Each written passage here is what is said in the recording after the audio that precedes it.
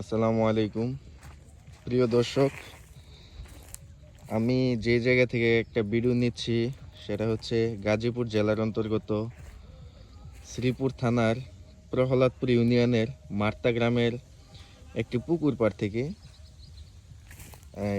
একটা অবিশ্বাস্য ঘটনার সাক্ষী আমরা হচ্ছি।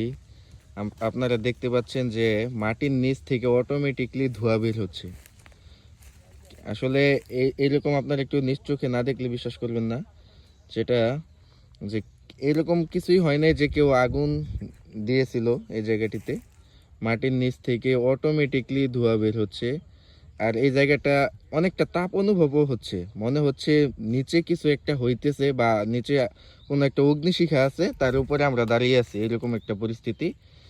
আসলে মেন জিনিসটা হচ্ছে যে কেউ এই জায়গার মধ্যে কোনো আগুন দেয় নাই। আমার এক ভাগিনা গতকাল এই দিক দিয়া যাচ্ছিল, তখন দেখলো যে নিচে থেকে কেমন যেন একটা ধোঁয়া বের হচ্ছে। তারপর একটু মাটি খোঁড়াখুড়ির পর দেখলো ধোঁয়ার মাত্রাটা আরো বৃদ্ধি পাচ্ছে।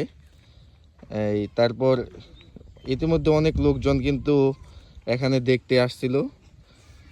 সকাল থেকে ভিড় জমেছিল, পাশাপাশি অনেক লোকজনও এটা দেখেছে।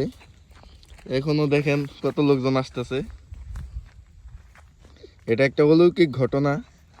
এটা কি হয়েছে আপনারা কমেন্টে মন্তব্য জানান আর শেয়ার করে সবাইকে জানিয়ে দিন।